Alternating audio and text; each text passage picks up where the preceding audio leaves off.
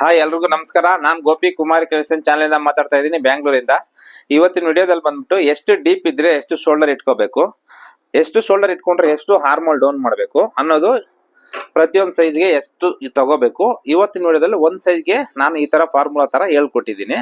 ಅದೇ ರೀತಿ ಪ್ರತಿಯೊಂದು ಸೈಜ್ ಸ್ವಲ್ಪ ಜಾಸ್ತಿ ಇರೋರಿಗೆ, ಅದೇ ದಪ್ಪ ಇರೋರಿಗೆ, ಇವಾಗ ನಾನು ತೋರಿಸೋದು 30-36 ಇದ್ರೆ, ಅದೇ ರೀತಿ 38, 40, 41 ಈ ತರ ಬಂದಾಗ ಅದಕ್ಕೆ ಹಾರ್ಮೋಲ್ ತಕ್ಕಂಗೆ ಎಷ್ಟು ಶೋಲ್ಡರ್ನ ಚೇಂಜ್ ಮಾಡ್ಕೋಬೇಕು ಅನ್ನೋದು ನಾನು ಇವತ್ತಿನ ವಿಡಿಯೋದಲ್ಲಿ ನಿಮ್ಗೆ ತೋರಿಸ್ಕೊಡ್ತಾ ಇದ್ದೀನಿ.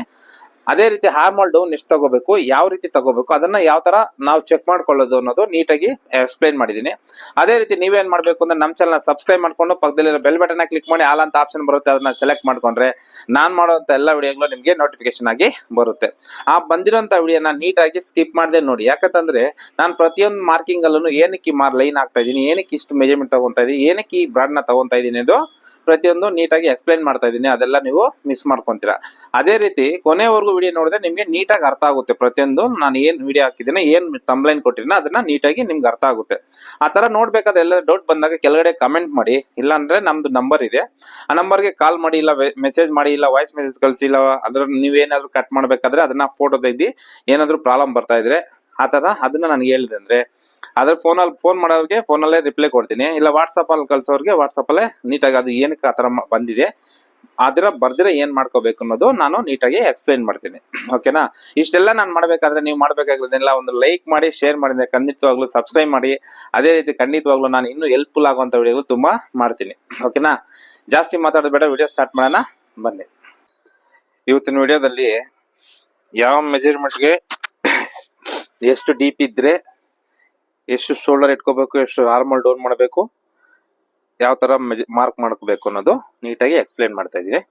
ಇವತ್ತಿನ ವಿಡಿಯೋದಲ್ಲಿ ಬಂದ್ಬಿಟ್ಟು ನಾವು ಅಳತೆ ಬ್ಲೌಸ್ ಅನ್ನೋದು ಕಸ್ಟಮರ್ ಕೊಟ್ಟಿದ್ದಾರೆ, ನಾವೇ ಹೊಲ್ದಿರೋದು.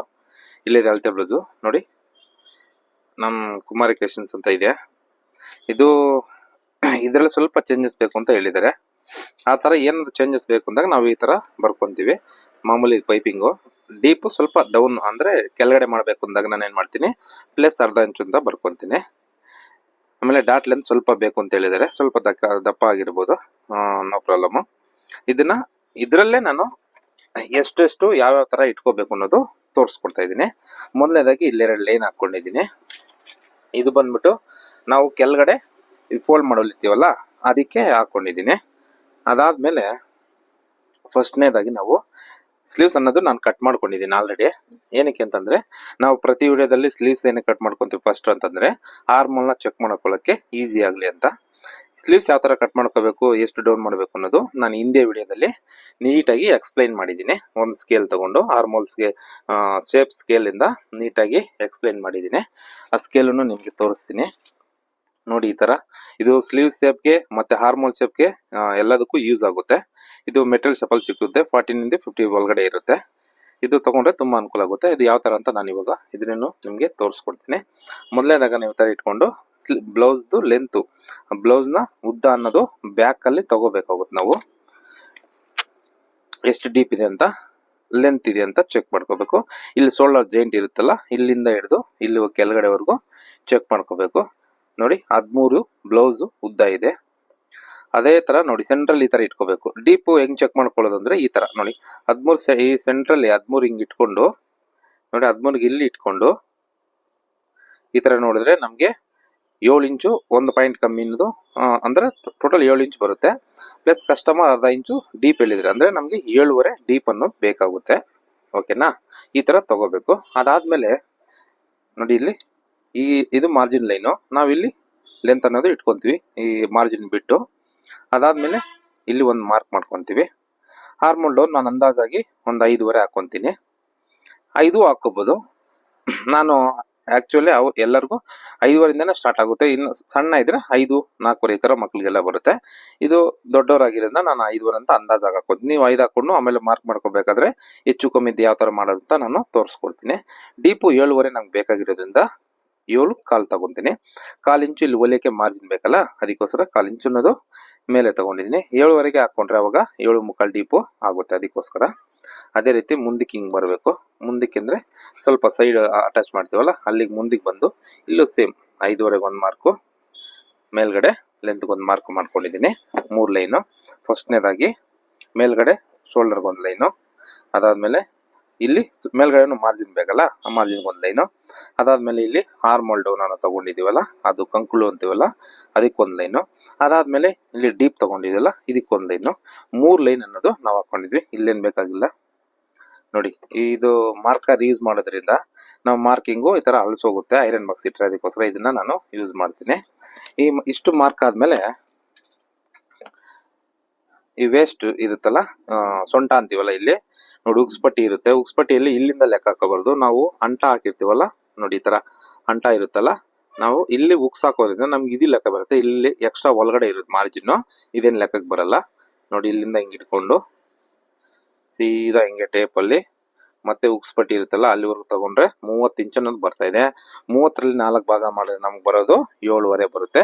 7.5ಗೆ ಹಿಂಗೆ ಇಟ್ಕೊಂಡು ಒಂದು ಮಾರ್ಕ್ ಮಾಡ್ಕೊಂಡ್ವಿ. ಆಮೇಲೆ ಇಲ್ಲಿ ಸೈಡ್ ಡಾಟ್ ಬರುತ್ತಲ್ಲ, ನಮ್ಗೆ 7.5ರಲ್ಲಿ ಅರ್ಧ ನೋಡಿ, ಈ ತರ ಟೇಪ್ನ ಅರ್ಥ ಮಾಡ್ಕೊಂಡು ಇಲ್ಲಿಗೆ ಅರ್ಧ, ಅಂದ್ರೆ ಇಲ್ಲಿ ಡಾಟ್ ಬರುತ್ತೆ ನಮ್ಗೆ. ಡಾಟ್ ಅಲ್ಲಿ ಎಷ್ಟು ಮಾರ್ಜಿನ್ ಹಿಡಿತೀವೋ ಅಷ್ಟು ಜಾಸ್ತಿ ಹಿಡಿಬಾರ್ದು, ಅರ್ಧ ಇಂಚು ಹಿಡಿಬೇಕು. ಈ ಅರ್ಧ ಇಂಚು ನಾನು ಇಲ್ಲಿ ಜಾಸ್ತಿ ಮಾಡಿಕೊಂಡಿದ್ದೀನಿ. ಇವಾಗ ಚೆಸ್ಟ್ ಮೆಜರ್ಮೆಂಟು ಮತ್ತೆ ಶೋಲ್ಡರ್ ಯಾವ ತರ ತಗೋಬೇಕು ಅಂತ ನಾನು ತೋರಿಸ್ಕೊಡ್ತೀನಿ. ಶೋಲ್ಡರ್ ಡ್ರೂಪಿಂಗ್ ಆಗದೆ ಯಾವ ತರ ತಗೊಳ್ಳೋದು ಅಂತ ತೋರಿಸ್ಕೊಡ್ತೀನಿ ನಿಮ್ಗೆ ಇವಾಗ. ಅದಾದ್ಮೇಲೆ ನೋಡಿ, ಅಳತೆ ಬ್ಲೌಸ್ ನ ನೀಟಾಗಿ ಹಿಂಗೆ ಇಟ್ಕೊಂಡು, ನಿಮ್ ಅಳತೆ ಬ್ಲೌಸ್ ರಿಂಕಲ್ಸ್ ಇದೆ ಅಂದ್ರೆ ತುಂಬಾ ಒಂದ್ಸಲ ಐರನ್ ಮಾಡ್ಕೊಂಬಿಡಿ ನೀಟಾಗಿ, ಯಾಕಂದ್ರೆ ನಮ್ಗೆ ನೀಟಾಗಿ ಶೋಲ್ಡರ್ ಎಲ್ಲ ಗೊತ್ತಾಗಲ್ಲ. ನೋಡಿ ಈ ತರ ಇಟ್ಕೊಂಡೆ, ಈ ತರ ಇಟ್ಕೊಂಡು ನೋಡಿ, ಇಲ್ಲಿ ಆರ್ಮೋಲ್ ಇಂದ ಈ ಆರ್ಮೋಲ್ ವರ್ಗು ಎಷ್ಟಿರುತ್ತೆ ಅಂತ ನೋಡ್ಕೋಬೇಕು. 18.5 ಅನ್ನೋದು ಬರುತ್ತೆ. ಮತ್ತೆ ಶೋಲ್ಡರ್ ಎಷ್ಟು ಇಟ್ಕೋಬೇಕು ಅನ್ನೋದು ಎಷ್ಟು ಇಟ್ಟಿದೀನಿ ಅಂತ ನೋಡ್ಕೊಂತೀನಿ. ಇದೇ ತರ ನೋಡಿ 13 ಇಂಚು ಶೋಲ್ಡರ್ ಇಟ್ಕೋಬೇಕು ಇದಕ್ಕೆ, ಯಾಕಂದ್ರೆ ಡೀಪ್ ಕಮ್ಮಿ ಇರೋದ್ರಿಂದ ಇಷ್ಟು ಬರುತ್ತೆ. ಮತ್ತೆ ಇದು ಸರಿ ಇಲ್ವಾ ಅಂತ ಇವಾಗ ಇಲ್ಲಿ ಮೇಲ್ಗಡೆ 7 ಇಂಚು ಡೀಪ್ ಇದೆ, ಅದಕ್ಕೋಸ್ಕರ ಇಲ್ಲಿ ಟೈಟ್ ಆಗಿ ಇಟ್ಕೊಂಡ್ರೆ ಇದು ಬರುತ್ತೆ. ಇಲ್ಲಿ ಚೆಸ್ಟ್ ಮೆಜರ್ಮೆಂಟ್ ಅನ್ನೋದು ನಮ್ಗೆ ಗೊತ್ತಾಗುತ್ತೆ. ಇಲ್ಲ ಡೀಪ್ ಇರುತ್ತೆ, ಅವಾಗ ಹೆಂಗ್ ಗೊತ್ತಾಗುತ್ತೆ ಅಂತಂದ್ರೆ ಒಂದ್ಸಲಿ ನಾವಿಲ್ಲಿ ಫ್ರಂಟ್ ಅಲ್ಲಿ ಚೆಕ್ ಮಾಡ್ಕೋಬೇಕಾಗುತ್ತೆ. ಫ್ರಂಟ್ ಅಲ್ಲಿ ಯಾವ ತರ ಅಂತಂದ್ರೆ ನೋಡಿ, ಇಲ್ಲಿ ಅಂಟ ಪಟ್ಟಿ ಇದ್ರೆ ಇಲ್ಲಿಂದ ಮತ್ತೆ ಇಲ್ಲಿ ಹಾರ್ಮೋಲ್ ಚೆಕ್ ಮಾಡಿರ್ತೀವಲ್ಲ ಅಲ್ಲಿವರೆಗೂ ಹಿಂಗ್ ಚೆಕ್ ಮಾಡ್ಕೊಂಡಾಗ ನೋಡಿ 9 ಬರುತ್ತೆ. ಅದೇ ರೀತಿ ಒಂದೊಂದರಲ್ಲಿ ಲೆಫ್ಟ್ ಟು ರೈಟ್ ಚೇಂಜಸ್ ಇರುತ್ತೆ. ಕಟಿಂಗ್ ಅಲ್ಲಿ ಒಬ್ಬೊಬ್ರದ್ದು ಒಂದೊಂದ್ ಕಟಿಂಗ್ ಇರುತ್ತೆ, ಅದರಿಂದ ನಿಮ್ಗೆ ಆತರ ಬರುತ್ತೆ. ನಮ್ ಕಟಿಂಗ್ ಅಲ್ಲಿ ಆತರ ಏನು ಬರಲ್ಲ ನೋಡಿ. ಈ ಕಡೆನೂ 9 ಬರುತ್ತೆ, ಆಮೇಲೆ ಈ ಕಡೆನೂ 9 ಬರುತ್ತೆ ನಮ್ದ್ರಲ್ಲಿ. ಅಂದ್ರೆ ಇಲ್ಲಿ ಮಾರ್ಜಿನ್ ಬಿಟ್ಟು, ಬೇಕಂದ್ರೆ ಸೀದಾನು ತೋರಿಸ್ತೀನಿ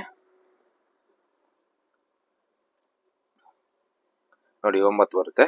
ಮತ್ತೆ ನೀವು ಕೇಳ್ಬೋದು, ಸರ್ ಬ್ಯಾಕ್ ಅಲ್ಲಿ 18.5 ಬಂತಲ್ಲ ಅಂತ. ಇಲ್ಲಿ ನೋಡಿ, ಇಲ್ಲಿ 18.5 ಬರುತ್ತೆ. ಏನಕ್ಕೆ ಅಂತಂದ್ರೆ ಬ್ಯಾಕ್ ಅಲ್ಲಿ ಬೆನ್ನಿಂಗ್ ಶೇಪ್ ಇರುತ್ತೆ, ಅದಕ್ಕೋಸ್ಕರ ಬ್ಯಾಕು ಯಾವತ್ತು 1/4 ಇಂಚ್ ಜಾಸ್ತಿನೇ ಬರುತ್ತೆ. ಡೀಪ್ ಕಮ್ಮಿ ಇದ್ರೆ, ಡೀಪ್ ಕೆಳಗಡೆ ಇದ್ದಾಗ ಏನಾಗುತ್ತೆ ನಿಮ್ಗೆ ಸೇಮ್ 18 ಬರುತ್ತೆ. ಅದರಿಂದ ನಾವು ಯಾವತ್ತು ಬ್ಯಾಕ್ ಅಲ್ಲಿ ಸ್ವಲ್ಪ ಡೀಪ್ ಮೇಲೆ ಹೋಗ್ತಾ ಹೋಗ್ತಾ ಬ್ಯಾಕ್ ಅನ್ನೋದು ಬೆನ್ನು ಜಾಸ್ತಿ ಇರುತ್ತೆ, ಅದಕ್ಕೋಸ್ಕರ ಇಲ್ಲಿ ಜಾಸ್ತಿನೇ ಬರುತ್ತೆ. ಫ್ರಂಟ್ ಅಲ್ಲಿ ಶೇಪ್ ಇರೋದು, ಫ್ರಂಟ್ ಅಲ್ಲಿ ಕಮ್ಮಿ ಇರುತ್ತೆ, ಅದಕ್ಕೋಸ್ಕರ ನಮ್ಗೆ ಫ್ರಂಟ್ ಅಲ್ಲಿ 1/4 ಇಂಚ್ ಅನ್ನೋದು ಕಮ್ಮಿ ಬರುತ್ತೆ. ಓಕೆನಾ? ಅದಾದ್ಮೇಲೆ ಇಲ್ಲಿ ನೋಡಿ 18.5 ಇದೆ, ನಾವು ಡೀಪ್ ಕಮ್ಮಿ ಇರೋದ್ರಿಂದ 1/4 ಇಂಚ್ ಜಾಸ್ತಿ ಇಟ್ಕೋಬೇಕು. ಇವಾಗ ಅರ್ಧ ಇಂಚು ಡೌನ್ ಮಾಡ್ತಾ ಇದೀವಿ, 7.5 ಮಾಡ್ತಾ ಇದೀವಲ್ಲ, ಅದಕ್ಕೋಸ್ಕರ 1/4 ಇಂಚ್ ಅನ್ನೋದು ಬೇಡ, ಮಾಮೂಲಿ 18ಗೆ ಇಟ್ಕೊಳ್ಳೋಣ. ಅಂದ್ರೆ 18 9 ಬರುತ್ತೆ. 9ರಲ್ಲಿ 4 ಭಾಗ ಮಾಡಿದ್ರೆ ಎಷ್ಟು ಬರುತ್ತೆ ನೋಡ್ಕೊಳ್ಳೋಣ. 36 ಬರುತ್ತೆ. ವೇಸ್ಟ್ 30 ಇದೆ, ಇದು 36 ಇದೆ. ಓಕೆನಾ? ಅದಾದ್ಮೇಲೆ ಶೋಲ್ಡರು ನಾವೇನ್ ಮಾಡ್ಕೋಬೇಕು, 13 ಅನ್ನೋದು ಇತ್ತು, ಅದರಲ್ಲಿ 13 ಇಟ್ಕೊಳ್ಳೋಣ. ಸಪೋಸ್ ಇದಕ್ಕೇನೆ ಡೀಪ್ ಇಲ್ಲಿವರೆಗೂ ಇದ್ರೆ ಏನ್ ಮಾಡ್ಬೇಕು ಅಂತ ತೋರಿಸ್ಕೊಡ್ತೀನಿ ಆಮೇಲೆ.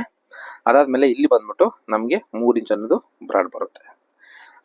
ನಾವು ಇಷ್ಟೇನೆ ತಗೊಂಡ್ವಿ. ಇಲ್ಲಿ ಬ್ರಾಡ್ ಯಾವ ತರ ಸರ್ ತಗೊಳ್ಳೋದು ಅಂತ ಇದ್ರೆ, ನಾವು ಆಲ್ರೆಡಿ ಬ್ಲೌಸ್ ಹೊಲ್ದಿರ್ತೀವಲ್ಲ, ಇದರಲ್ಲಿ ನೋಡಿ ಈ ಶೋಲ್ಡರ್ ಅನ್ನೋದು ಎಷ್ಟಿರುತ್ತೋ ಅಷ್ಟನ್ನ ತಗೊಳ್ಳಿ. ನೋಡಿ ಈ ತರ ನೋಡಿ, ಈ ಕಡೆನೋ ಮಾರ್ಜಿನ್ ಇದೆ, ಈ ಕಡೆ ಹೊಲಿಯಕ್ ಮಾರ್ಜಿನ್ ಬೇಕಲ್ಲ, ಆ ಮಾರ್ಜಿನ್ ಇಲ್ಲಿವರೆಗೂ ಬಿಟ್ಬಿಡಿ. ಬಿಟ್ಟು ತಗೊಂಡ್ರೆ ಎಷ್ಟಿರುತ್ತೋ ಅಷ್ಟು ನಮ್ಗೆ ಬ್ರಾಡ್ ನೋಡಿ ಈ ತರ. ಮತ್ತೆ ಇದನ್ನ ನೀಟಾಗಿ ರೌಂಡ್ ಆಗಿ ಮಾರ್ಕ್ ಮಾಡ್ಕೋಬೇಕು. ಮಾರ್ಕ್ ಮಾಡ್ಕೊಂಡು ಕಟ್ ಮಾಡ್ಕೋಬೇಕು ನೋಡಿ ಈ ತರ. ಅದಾದ್ಮೇಲೆ ಇಲ್ಲಿ ಯಾವ ತರ ತಗೋಬೇಕು ಅಂತ ನಾನು ತೋರಿಸ್ಕೊಡ್ತೀನಿ. ಇಲ್ಲಿ 13 ಇದೆಯಲ್ಲ, ಇಲ್ಲೂ 13 ತಗೊಳ್ಳಿ. ಇಲ್ಲಿ 13 ತಗೊಂಡು ಸ್ಟ್ರೈಟ್ ಆಗಿ ಒಂದು ಲೈನ್ ಹಾಕಿ. ಅದಾದ್ಮೇಲೆ ಇಲ್ಲಿ ಡಾಟ್ ಮಾರ್ಜಿನ್ ಬೇಕಲ್ಲ, ಡಾಟು ಇದು ಮಾರ್ಜಿನ್ ಡಾಟ್ಗೆ ಹಾಕಿ. ಅದಾದ್ಮೇಲೆ ಕೆಳಗಡೆ ಸೊಂಟಕ್ಕೂ ಇಲ್ಲಿ ಮೇಲ್ಗಡೆ ನಾವು ಹಾಕಿರೋದಕ್ಕೂ ಒಂದು ಲೈನ್ ಹಾಕಿ. ಮತ್ತೆ ಇಲ್ಲಿ ಎಕ್ಸ್ಟ್ರಾ ಮಾರ್ಜಿನ್ ನಿಮ್ಗೆ ಎಷ್ಟು ಬೇಕಂದ್ರೆ ಅಷ್ಟು ತಗೊಳ್ಳಿ. ನಾನು ನಾರ್ಮಲ್ ಆಗಿ ಇಷ್ಟೇ ಕೊಡೋದು, ಅದಕ್ಕೋಸ್ಕರ ನಾನು 2 ಇಂಚು ತಗೊಂಡಿದ್ದೀನಿ. ನೋಡಿ, ನಾನು ರೆಗ್ಯುಲರ್ 1.25 ಇಂಚ್ ತಗೊಂತೀನಿ, ಅಷ್ಟು ತಗೊಳ್ಳಿ. ನೋಡಿ, ಅದಾದ್ಮೇಲೆ ಇದಕ್ಕೆ ಯಾವ ತರ ಮಾರ್ಕ್ ಮಾಡಬೇಕು ಅಂದ್ರೆ, ನಾವು ಈ ಸ್ಕೇಲ್ನ ಸಹಾಯದಿಂದ ನೋಡಿ ಈ ತರ ನೋಡಿ, ಇಲ್ಲಿ ಈ ಲೈನ್ ಟಚ್ ಆಗಬೇಕು, ಇದು ಈ ಲೈನ್ ಟಚ್ ಆಗೋ ತರ ಇಟ್ಕೊಂಡು ಇದನ್ನ ರೌಂಡ್ ಆಗಿ ಮಾರ್ಕ್ ಮಾಡಿ. ಈ ತರ ಮಾರ್ಕ್ ಮಾಡಾದ್ಮೇಲೆ ಇವಾಗ ಇದು ಸರಿ ಇದೆಯಾ ಅಲ್ವಾ ಅಂತ ಚೆಕ್ ಮಾಡ್ಕೊಳ್ಳೋಣ. ಇಲ್ಲಿ 7.5 ಬರ್ತಾ ಇದೆ, ಪರವಾಗಿಲ್ಲ. ನೋಡಿ, ಅಳತೆ ಇಲ್ಲಿ ನಾವು ಸ್ಲೀವ್ಸ್ ಕಟ್ ಮಾಡ್ಕೊಂಡಿರೋದಿಲ್ಲ, ನಾವು ಇದನ್ನ ಯಾವ ತರ ಅಟ್ಯಾಚ್ ಮಾಡ್ತೀವೋ ರೆಡಿ ಆದ್ಮೇಲೆ ಶೋಲ್ಡರ್ನ ಆ ತರ ಇಟ್ಕೊಂಡು ನೋಡಿ ಕರೆಕ್ಟ್ ಆಗಿ ಚಟ್ಗೆ ಬರ್ತಾ ಇದೆ ಅಂದ್ರೆ ಕರೆಕ್ಟ್ ಆಗಿದೆ ಅಂತ ಅರ್ಥ. ಇದಕ್ಕೋಸ್ಕರ ನಾವು ಸ್ಲೀವ್ಸ್ ನ ಫಸ್ಟ್ ಕಟ್ ಮಾಡ್ಕೊಂತೀವಿ. ನೋಡಿ, ಈ ತರ ಅಟ್ಯಾಚ್ ಮಾಡ್ಬೇಕಾದ್ರೆ ನೋಡ್ಕೊಳ್ಳಕ್ಕೆ ಸ್ಲೀವ್ಸ್ ನ ಫಸ್ಟ್ ಕಟ್ ಮಾಡ್ಕೊಂಡ್ರೆ ಬಾಡಿದು ಕರೆಕ್ಟ್ ಆಗಿ ಬರುತ್ತೆ. ಅದೇ ರೀತಿ ನಾವು ಇವಾಗ ಅನ್ಕೋಬಹುದು, ಇವಾಗೇನೋ ಇದಕ್ಕೇನೋ ಇಷ್ಟು ಮಾಡಿದೀವಿ, ಇದು ಅರ್ಥ ಆಯ್ತು, 13 ಇಟ್ಕೊಂಡಿದೀವಿ. ಅದೇ ರೀತಿ ಇದು ಡೀಪ್ ಬಂದ್ರೆ ಏನ್ ಮಾಡ್ಬೇಕಂತಂದ್ರೆ, ಸಪೋಸ್ ಇವಾಗ ಇದು 9 ಇಂಚು ಇಲ್ಲ 9.25 ಡೀಪ್ ಇರುತ್ತೆ ಅನ್ಕೊಳ್ಳಿ. ಸುಮ್ನೆ ನೋಡಿ, ಇಲ್ಲಿವರೆಗೂ ಡೀಪ್ ಇದ್ದಾಗ ಇದು ಇಷ್ಟೇ ಬರುತ್ತೆ. 3 ಇಂಚ್ ಅನ್ನೋದು ಇದು ರೆಗ್ಯುಲರ್ ಕೆಲಸ ನಮ್ಗೆ, ಇದು 3 ಇಂಚ್ ಅನ್ನೋದು ಇಷ್ಟೇ ಬರುತ್ತೆ. ಓಕೆನಾ? ಇದು ಮಾತ್ರ ಡಿಫ್ರೆನ್ಸ್ ಆಗುತ್ತೆ, ಇದು ಡಿಫ್ರೆನ್ಸ್ ಆಗುತ್ತೆ. ಇಲ್ಲಿ ಏನ ಮಾಡ್ಬೇಕು ಅಂತಂದ್ರೆ, ಡೀಪ್ ಮೇಲೆ ಆದಷ್ಟು ಈ ಬೆನ್ನು ಅಗಲ ಇರೋದ್ರಿಂದ ನಾವೇನ್ ಮಾಡ್ತೀವಿ, ಇದನ್ನ ಸ್ವಲ್ಪ ಬ್ರಾಡ್ ಮಾಡ್ಕೊಳ್ತೀವಿ. ಅದೇ ಡೀಪ್ ಕೆಳಗಡೆ ಬಂದಾಗ ಏನ್ ಮಾಡ್ಬೇಕಂದ್ರೆ, ಇದನ್ನ ಒಳಗಡೆ ತಗೋಬೇಕು. ಯಾಕಂದ್ರೆ ನೆಕ್ ಇದು ಹಾಕೊಂಡಾಗ ಬ್ಲೌಸಿಂಗ್ ಓಪನ್ ಆಗುತ್ತೆ. ಓಪನ್ ಆದಾಗ ಏನಾಗುತ್ತೆ, ಇಲ್ಲಿ ರಿಂಕಲ್ಸ್ ಬರೋಕ್ ಚಾನ್ಸಸ್ ಇರುತ್ತೆ. ಇಲ್ಲಿ ಹಾರ್ಮೋಲ್ ಅಲ್ಲಿ ಅದೇ ಕಾರಣಕ್ಕೋಸ್ಕರ ನಿಮ್ಗೆ ರಿಂಕಲ್ ಬರೋದು. ಇಲ್ಲಿ ಬಟ್ಟೆ ಜಾಸ್ತಿ ಇದ್ರೆ ಹಿಂಗ್ ಸೈಡ್ ಹಿಂಗ್ ಹೋಗುತ್ತೆ, ಹೋದಾಗ ಈ ಬಟ್ಟೆ ಏನಾಗುತ್ತೆ ನಿಮ್ಗೆ ಹಿಂಗ್ ಮೇಲೆ ಬಲ್ಲೂನ್ ತರ ಮೇಲೆ ಕೆತ್ಕೊಂತದೆ. ಅದಕ್ಕೋಸ್ಕರ ಏನ್ ಮಾಡ್ಬೇಕಂದ್ರೆ, ಅವಾಗ ನೋಡಿ 1/4 ಇಂಚ್ ಅನ್ನೋದು ಇಲ್ಲಿ ಟೈಟ್ ಮಾಡ್ಬೇಕು. ಆ 1/4 ಇಂಚ್ ನಿಮ್ಗೆ ಇಲ್ಲಿ ಲೂಸ್ ಬರೋದು, ಇನ್ಯಾವ್ದು ಕಾರಣಕ್ಕೂ ಬರಲ್ಲ. ಅದನ್ನ ಏನ್ ಮಾಡ್ಬೇಕು, ಈ ತರ ಸ್ಟ್ರೈಟ್ ಲೈನ್ ಆಗಿ ಹಾಕೋಬೇಕು. ನೋಡಿ, ಈ 1/4 ಇಂಚ್ ಈ ಕಡೆ ಬಂದಾಗ ಈ ಶೇಪ್ ಹಿಂಗ್ ಬರುತ್ತೆ. ಅವಾಗ ಏನಾಗುತ್ತೆ, ಈ ಬಟ್ಟೆ ಇರೋದು ಕಟ್ ಮಾಡ್ಬಿಡ್ತೀವಿ. ಕಟ್ ಮಾಡಿದಾಗ ಏನಾಗುತ್ತೆ, ನಮ್ಗೆ ರಿಂಕಲ್ಸ್ ಅನ್ನೋದು ಬರಲ್ಲ. ಒಂದು ಎರಡನೇದೇನಂದ್ರೆ, ಇಲ್ಲಿ 13 ಇಟ್ಟಿದೀವಲ್ಲ, ಇದು ಬಂದ್ಬಿಟ್ಟು ಈ ತರ 9.25 10 ಇಂಚು 10.25 ಎಷ್ಟೇ ಇರ್ಲಿ, ಇದನ್ನ ಏನ್ ಮಾಡ್ಬೇಕು 12 ತಗೊಂಡ್ಬರ್ತೀವಿ. ಈ ತರ ಈ 12 ತಗೊಂಡ್ಬಂದಾಗ ಇಲ್ಲಿ ಒಳಗಡೆ ಬರ್ತೀವಿ, ಇಲ್ಲಿ ಒಳಗಡೆ ಬರ್ತೀವಿ. ಹಿಂಗ್ ಮಾಡಿದಾಗ ಏನಾಗುತ್ತೆ, ಬ್ಲೌಸ್ ಹಾಕೊಂಡಾಗ ಹಿಂಗ್ ಓಪನ್ ಆದಾಗ ಇದು ಬಂದ್ಬಿಟ್ಟು ಇಲ್ಲಿ ನಿಂತ್ಕೊಂತದೆ. ಅವಾಗ ಏನಾಗುತ್ತೆ ಅಂದ್ರೆ, ಬ್ಲೌಸು ಡ್ರೂಪಿಂಗ್ ಆಗಕ್ಕೆ ಚಾನ್ಸಸ್ ಇರಲ್ಲ. ಅದೇ ನೀವು 13 ಇಟ್ಕೊಂಡು ಇಲ್ಲಿ ಮಾಡಿದಾಗ ಇದು ಜಾಸ್ತಿ ಓಪನ್ ಆಗುತ್ತೆ. ಅವಾಗ ಈ 1/4 ಇಂಚ್ ಅನ್ನೋದು, ಈ 1/4 ಇಂಚ್ ಇರುತ್ತಲ್ಲ, ಇದು ಈ 1/4 ಇಂಚ್ ಇಲ್ಲಿದ್ದಾಗ ಅದೇನಾಗುತ್ತೆ, ಈ 1/4 ಇಂಚು ಆ ಕಡೆ ಹೋದಾಗ ಶೋಲ್ಡರ್ ಬೀಳಕ್ಕೆ ಚಾನ್ಸಸ್ ಇರುತ್ತೆ. ಅದೇ ನಾವು ಈ 1/4 ಇಂಚ್ ಇಲ್ಲಿ ಕಟ್ ಮಾಡ್ಬಿಟ್ಟಿವಿ ಅಂದ್ರೆ, ಇದು ಹೋಗಿ ಮತ್ತೆ ಇಲ್ಲೇ ನಿಂತ್ಕೊಂತದೆ. ಇಲ್ಲಿ ಆಲ್ರೆಡಿ 1/2 ಇಂಚ್ ಕಟ್ ಮಾಡಿರ್ತೀವಿ, 1/2 ಇಂಚ್ ಅಲ್ಲಿ ಬೀಳಕ್ ಹೋಗುತ್ತಲ್ಲ, ಅದು ಕಟ್ ಮಾಡ್ಬಿಡ್ತೀವಲ್ಲ, ಅವಾಗ ಬೀಳಕ್ಕೆ ಚಾನ್ಸಸ್ ಇರಲ್ಲ. ಯಾಕಂದ್ರೆ ನಾವು ಕಟ್ ಮಾಡ್ಬಿಟ್ಟಿರ್ತೀವಿ, ಬೀಳಲ್ಲ ಆ ತರ. ಮತ್ತೆ ಅದೇ ರೀತಿ ನಾವು ಇದನ್ನ ಡೌನ್ ಹೆಂಗ್ ತಗೋಬೇಕು, ಇದನ್ನೇನೋ ಇವಾಗೇನೋ 7.5 ಇಂಚ್ ಡೀಪು 5.5 ತಗೊಂಡ್ವಿ. ಅದೇ ರೀತಿ ಇವಾಗ 12ಕ್ಕೆ 9 ಮಾಡಿದಾಗ ಏನ್ ಮಾಡ್ಬೇಕು ಅದನ್ನ ತೋರಿಸ್ಬಿಡ್ತೀನಿ. ಅದನ್ನ ಈ ತರ ಮಾಡ್ಕೊಂಡು ಇದು 5.5ಗೆ ಇಟ್ಕೊಳ್ಳಿ. ಸರ್ ಏನ್ ಸರ್ 7.5 5.5 ಮಾಡ್ಕೊಂಡಿದೀವಿ, 9.5 5.5 ಮಾಡ್ಕೊಂಡಿದೀವಿ ಅಂತ ನೀವು ಕೇಳ್ಬೋದು. ಏನಕ್ಕೆ ಅಂತಂದ್ರೆ, ನಾವ್ ಇಲ್ಲಿ 1/4 ಇಂಚು ಕಟ್ ಒಳಗಡೆ ಬಂದಿದೀವಿ, ಇಲ್ಲಿ 1/4 ಇಂಚು ಒಳಗಡೆ ಬಂದಿದೀವಿ. ಅವಾಗ ಏನಾಗುತ್ತೆ, ಇದು ಹಾರ್ಮೋಲ್ಡ್ ಅನ್ನೋದು ಸೇಮ್ ಇರುತ್ತೆ. ಇನ್ನು ಕಮ್ಮಿ ಮೇಲಕ್ಕೆ ಹೋಗ್ಬೇಕಲ್ಲ ಅಂತ ಸರ್ ನೀವು ಕೇಳ್ಬೋದು. ಮೇಲಕ್ಕೆ ಹೋದಾಗ ಏನಾಗುತ್ತೆ ಅಂದ್ರೆ, ನಮ್ದು ಕೈ ಅನ್ನೋದು ನೋಡಿ, ಇದು ಬುಕ್ ತಗೊಂಡ್ಬರ್ದು ತೋರಿಸ್ತೀನಿ.